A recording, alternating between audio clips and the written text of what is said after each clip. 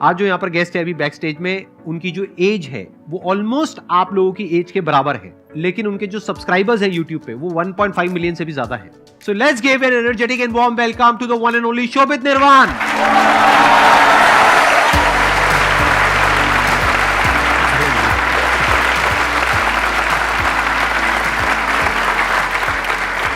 Please have a seat, बैठिए। Sir मैंने अपनी 11th-12th कोटा से करी है, जेई की तैयारी जो करी थी, और उस समय करी थी जब स्मार्टफोन्स इतने बच्चों के हाथ में नहीं थे कॉमन। तो हमारे पूरे हॉस्टल में ना सिर्फ 2-3 ही बच्चे होते थे जिनके पास स्मार्टफोन होता था। तो अगर हमें कोई सर की वीडियो देखनी है, कोई और मोटिवेशनल या कोई पढ़ाई की वीडियो देखनी है तो उनसे मांगना होता है। पर अगर हम उनसे ये बोल के मांगे कि हमें मोटिवेशनल वीडियो देखनी है, पढ़ाई की देखनी है, तो वो नहीं देंगे, क्योंकि भाई सामने वाले की तरक्की किसको अच्छी लगती है। तो हमें उनसे ये बोल के लेना पड़ता था कि यार मेरे को गेम खेलना है या मेरे को मूवी देखनी है तो दे दे। तो मैं उनसे बोलता था कि यार मेरे को गेम खेलना है, फ़ोन दे दे, तो मेरे को फ़ोन दे देते थे। अब ऐसा रहता था कि मैं एक टैब में तो आपकी वीडियो चल रही है और एक टैब में गेम चला रखा है मैंने, कि अगर वो आ गया तो मैं टैब स्विच कर लूँ। तो अब सिनेरियो देखो कैसा चलता था, एक तरफ चल रहा है आसान है, वो आ गया हाँ भाई आसान है, मार मार मार। सर मजाक से हटके मतलब जो इम्पैक्ट आपने हम जैसे बच्चों पे और बाकी करोड़ों बच्चों पे डाला है ना, उसके लिए थैंक यू। तो मतलब बहुत छोटा सा वर्ड है, सैल्यूट है sir, love you sir. Most welcome, most welcome. आपने मेरी जितनी भी वीडियोस देखी उसमें से फेवरेट कौन सी है आपकी? सर आपकी एक 10 बिजनेस वाली सीरीज है जिसमें 10-11 वीडियोस हैं, वो मेरे को बहुत, क्योंकि हम एक ऐसी फैमिली से मैं आता हूँ जिसमें कि सब जॉब वाले हैं, है ना, किन्हीं की सरकारी जॉब है, तो बिजनेस बिल्कुल भी नहीं है। पर मैं इस चीज़ में घुसा तो मेरे को कोई ऐसा चाहिए था जो मेरे को कुछ कुछ चीज़ें बता पाए। एक वीडियो थी आपकी, उसमें आपने बोला था कि सामने वाले आपको 1 रुपया भी दे रहा है ना तो उसको काम 1 लाख का करके दो।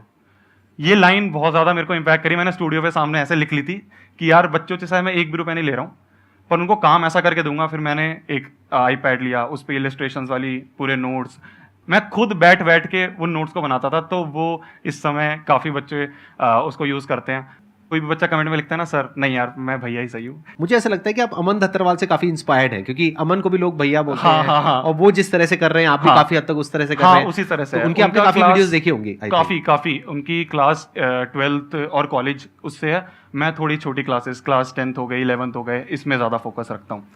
तो वही है, उनको भी सब भैया कहते हैं। तो मैंने कहा ठीक है। मेरे कॉलेज में बच्चे मजाक उड़ाते हैं कि तेरी तो रहने दे, तू शादी नहीं हो पाएगी, तेरा तो जगत भैया है तू। आई थिंक आपके पेरेंट्स भी बैठे हैं ना यहाँ पर। हाँ जी। नमस्कार जी। आप लोगों को कैसा लग रहा है यहाँ पर आकर के? सर आज इतना अच्छा कर रहे हैं। सुनना है इस टाइम दिमाग। अच्छा। मतलब यकीन ही नहीं होता है कि यकीन नहीं ये होता कहाँ क्या, मतलब मैं कभी ऐसा सोचा ही अभी नहीं होगा। आते हुए इसको कहती, शोभित मेरी फोटो खिंचाना सर के साथ है। आइए ना, आइए अरे नहीं। आइए प्लीज आइए ना, एक बार आप लोग आइए। आपके ब्रदर भी हैं? हाँ, आप पूरी फैमिली एक बार आ जाइए। नमस्कार जी। नमस्कार जी।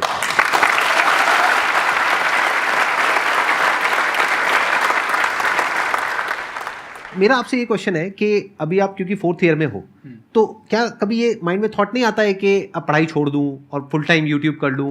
उसी के लिए लड़ाई हुई थी जो घर पे हुई थी। ऐसा था कि फर्स्ट ईयर में जब मैं घर आ गया था तो उस समय इतना मैं करने लग गया था कि यार मैं प्लेसमेंट तो छोड़ सकता हूँ, इतनी जितनी मैक्सिमम लग रही है उतना मैं महीने में ले आ रहा था। तो मैंने पापा को वही चीज़ समझाई। फिर उसके बाद पापा ने कहा ये सब चीज़ें मत दिमाग में ला, पढ़ाई तो कंप्लीट कर, जॉब लगेगी नहीं तो शादी कैसे होगी, ये चीज़ें बोली। फिर मैंने काउंटर कुछ क्वेश्चन करे तो तारीख पे तारीख हुई 4 साल। अभी भी ऐसा ही है, मतलब मैं घर पे आके बोलता हूँ पापा मन नहीं कर रहा, तो कहते हैं कोई बात नहीं तू डिग्री लेके आ जा। मैंने बोला सर ने भी लास्ट ईयर में ड्रॉप कर दिया था।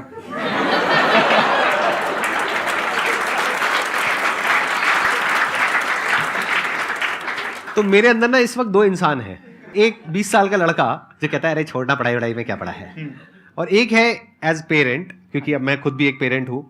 तो एज पेरेंट अगर मैं आपको सलाह दूंगा तो मैं यही कहूंगा कि डिग्री ले लो, उसके बाद में बेशक आप फिर जो करना है करो, आपकी मर्जी, राइट? ऐसे ही आई थिंक आपके पेरेंट्स भी बोलते होंगे।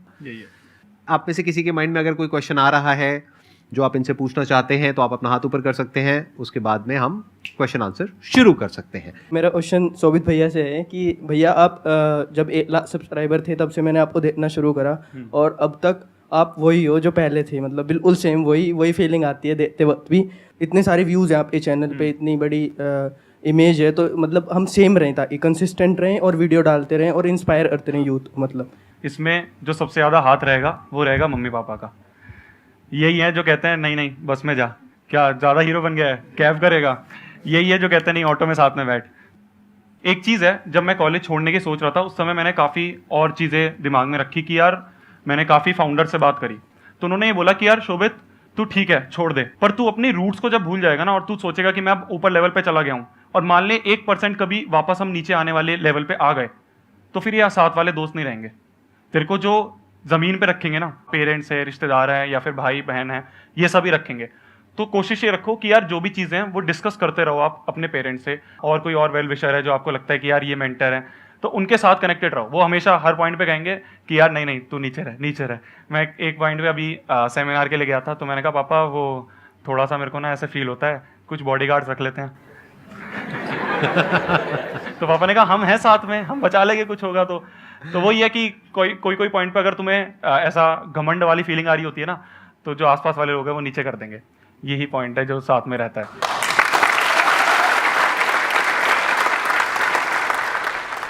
भैया आपकी बुक समरीज की वीडियोस बहुत अच्छी होती है। Thank you so much. और उसमें क्रिएटिविटी क्या तगड़ी होती है। तो हम अपने क्रिएटिविटी या स्टोरी टेलिंग पे कैसे काम कर सकते हैं? इसमें मैं वापस मैं कह रहा हूँ ना, मैं सर की बहुत वीडियोस देखता हूँ जो बिजनेस वाली हैं। तो सर ने एक वीडियो थी जिसमें बोला था कि यार एक लेवल पे आप स्टिक हो गए हो और आपको ऊपर जाना है, तो ये नहीं कि जितना आ रहा है प्रॉफिट अपनी जेब में रख के निकल गए, वापस बिजनेस पे भी लगाओ। ये चीज़ देख के मेरे दिमाग में आया कि यार मैं सिर्फ फ़ोन से शूट कर रहा हूँ, ऐसा करता हूँ इसको अपग्रेड करता हूँ। फिर मैंने कुछ कैमराज लिए, लाइटिंग सही करी, थोड़ा सा स्टूडियो और सेटअप करा। मेरा भाई बैठा है, मेरे को कुछ नहीं आता कैमरे के बारे में। अब जो भी आप वीडियोस देखते हो चैनल पे, उसमें सारा काम ये होता है, बैक एंड पे मेरी सिर्फ शक्ल लगी होती है आगे। तो मैंने सारा काम कह दिया, मैंने कहा भाई तू संभाल, कैमरा सीखना है तू सीख, जो कैमरा तू कहेगा, कौन सा तेरे को लेंस चाहिए, कितना ही महंगा हो वो आ जाएगा। ये पहली चीज़ है अगर आपको क्वालिटी लेवल अप करना है। क्रिएटिव रहने के लिए जितना आप अकेला रह सकते हो, काफ़ी मैंने देखा है ऑफिस में जाता हूँ तो वॉशरूम के सामने लिखा होता है, वॉशरूम नहीं लिखा होता है, लिखा होता है कि थिंकिंग स्पेस, इस तरह के, क्योंकि हम उस समय खाली होते हैं, हमारे सामने कोई मोबाइल या कुछ नहीं होता।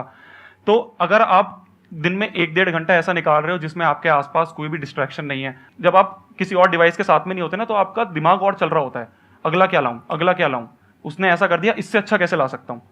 तो इस तरह से अपने आप से जितना आप टाइम स्पेंड करोगे अपने साथ, उतना ज़्यादा फायदा रहेगा। ये जो थिंकिंग है ना, थिंकिंग एबिलिटीज जो अपनी डेवलप करनी है, कुछ सोचना है, कुछ ऐसा थॉट जो कि कॉन्सेंट्रेटेड हो, जिसमें एक्चुअल में पावर हो, वन पॉइंटेड हो, फोकस्ड हो, तब जाकर के वहां से क्रिएटिविटी पैदा होने लग जाती है। क्रिएटिविटी मतलब ऐसा नहीं होता कि आप कुछ ऐसा कर दोगे जो आज से पहले दुनिया में हुआ ही नहीं है, होता वही है जो हुआ है, बस थोड़ा अलग तरीके से हो जाता है। जैसे आज की डेट में जो लगेज होता है उसके नीचे छोटे छोटे टायर लगे होते हैं, तो टायर पहले भी थे, लगेज पहले भी था, बट किसी के माइंड में क्या आया कि क्या हो अगर उस टायर को छोटा करके लगेज के नीचे लगा दिया जाए तो कन्वीनियंट हो जाएगा। प्रॉब्लम उसका सोल्यूशन, उससे पहले उसके माइंड में क्या आया होगा कि एक प्रॉब्लम है, इतने भारी बैग को उठा करके घूमना पड़ रहा है, तो प्रॉब्लम का सोल्यूशन निकालना क्रिएटिविटी है। तो वो प्रॉब्लम का सोल्यूशन कैसे निकलता है, जब वन पॉइंटेड आप उसके साथ ठहर पाते हो। Sir I would not call you भैया। ओके समझ रहे हो ना? नहीं, उन्हें थोड़ी प्रॉब्लम थी भैया, तो मैं नहीं बोलूंगी। Okay fine. उन्हें नहीं है। कोई बात नहीं, आप बोलो। आपसे मेरा क्वेश्चन ये है, like at the age of 20 आप में से सिर्फ 1 साल बड़े हो, जस्ट 1 साल, and you are earning in 7 figures, like आपके पास नेम, फेम, सक्सेस, पैसा। जो हमारा क्वेश्चन होता है कि लाइक पैसा पैसा पैसा, हमारे टाइम में वही होता है कि हमें बस अर्निंग चाहिए अर्निंग चाहिए अर्निंग चाहिए। आपके तो आ चुकी, अब कुछ बचा है? अब जो मेन फोकस है वो कमाई पे तो नहीं है कि यार और ज़्यादा कमा लो और ज़्यादा कमा लो, ठीक है जितना आ रहा है। मेरा ये होता है कि एक तो स्पॉन्सरशिप है, एक है यूट्यूब का एड रेवेन्यू जो कि थोड़ा कम लेवल पे होता है, वो जितना आ रहा है वो वापस लग जाता है। मतलब उसको मैं अपने खर्चे के लिए यूज़ नहीं करता, अपने खर्चे के लिए हम और जो चीज़ें स्पॉन्सरशिप वगैरह हो गई उसका पैसा हम यूज़ कर लेते हैं। तो यूट्यूब का जो आ रहा है वो वापस हम लगा देते हैं। बाकी दूसरा मेरा ये गोल है, जैसे जो मीटअप हम कर रहे हैं, ऑल इंडिया मीटअप जो कर रहे हैं, वो अभी तो 11 सिटीज़ तक करा है। अब मैं चाहता हूँ और जितने ज़्यादा बच्चों से मिल सकता हूँ, क्योंकि स्क्रीन पे क्या होता है ना सर, मतलब वो कनेक्शन नहीं होता। ठीक है हम कैमरे पे बोल रहे हैं, आगे बच्चे कमेंट कर रहे हैं, पर पता नहीं होता वो कमेंट बच्चे ही कर रहे हैं या फिर किसी कंपनी ने बिठा रखा है कि इसको गालियां दे दो। तो ऐसा भी होता है, स्पैम अकाउंट्स होते हैं, वो मेरे को नहीं पता चलता। तो अभी जब मैं बच्चों से मिला ना, एक जगह थे कोटा में हम गए थे, जिस इंस्टीट्यूट में मैं पढ़ा हूँ उन्होंने ही मेरे को इन्वाइट करा कि आप आके बोलो। तो वहाँ पे अराउंड 3000 बच्चे थे। तो वहाँ पे जो लेवल जो मिला ना वो पैसों से नहीं मिल सकता, मेरा ये मानना है। तो इसी तरह से मैं चाहता हूँ, और जैसे सर ने सेशंस करते हैं ऐसे ही मैं चाहता हूँ और बच्चों से हम जा के मिलें, अब और बड़े लेवल पे करने की सोच रहे हैं। और अब तो बचा कुछ आप यहाँ पर भी आ गए। अब तो मेरे को नहीं पता इससे ऊपर और क्या रह गया आपके लिए। ये सबसे ऊपर है मेरे लिए तो। मैं मजाक कर रहा था, नहीं आप नहीं सीरियस हो सर, गए। नहीं नहीं सर, एक्सपेक्टेड नहीं था कि रिप्लाई आ जाएगा। मैंने तो जैसे बोला ना कि सर ने वीडियो डाली, मैंने कहा यार करें ना करें, फिर मैंने कहा मेल डालने में कौन सा पैसा लगता है, डाल देते हैं मेल। तो फिर मेल डाल दी, रिप्लाई आ गया, तो वो एक बहुत बड़ी, मेरे लिए तो बहुत बड़ी बात है भाई। मेरे को 1 साल हो गई क्या कहते हैं 12th करे हुए, मुझे अभी तक कंफ्यूजन है कि मैं क्या करूं लाइफ में आगे। अगर कोई मैं दंगल फिल्म देख लेता हूं तो मन करता है कि कुश्ती चालू कर दो यार। विवेक बिंद्रा सर की वीडियो देख लेता हूं तो मन करता है डिजिटल मार्केटिंग शुरू कर दो, इसमें पैसा है। आपकी वीडियो देख लेता हूं तो फोटोग्राफी लग जाता है, फोटोग्राफी कर लेता हूं। आप बताओ करूं क्या मैं? बेस्ट है कुछ मत करो। कुछ ऐसे भी लोग दुनिया में होने चाहिए जो कुछ ना करें, मस्त रहो। आप कुछ कहना चाहेंगे इनको? कौन सी स्ट्रीम से आपने करी है? आर्ट से। 12th आर्ट से करी है, तो इस पे क्यों हंसी आई है मेरे को समझ। कॉलेज क्यों नहीं कर रहे आप? बीए कर रहा हूँ। क्या कर रहे हो? बीए बीए कर रहे हो ना? वो तो ऐसी है। ऐसे बीए कर रहा हूँ, लेकिन वो तो ऐसे ही है। वो तो आजकल इंडिया में नाम के लिए हो गई डिग्री, बीए वगैरह राइट, नॉर्मल। एक डिग्री तो चाहिए ही। हाँ। कॉमन। हाँ तो अब सवाल ये उठता है कि और क्या किया जाए? हाँ, क्योंकि पापा जी अब शॉप खोलेंगे फुटवेयर की। तो उसमें हाथ बटाओ, नहीं उसमें भी- पैर बटाओ।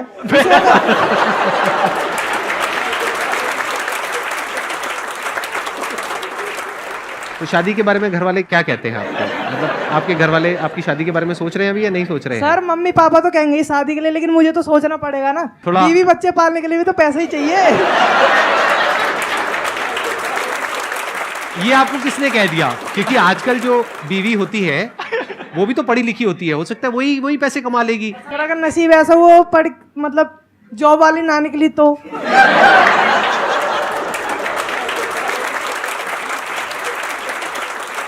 आप कुछ कहना चाहेंगे इनको?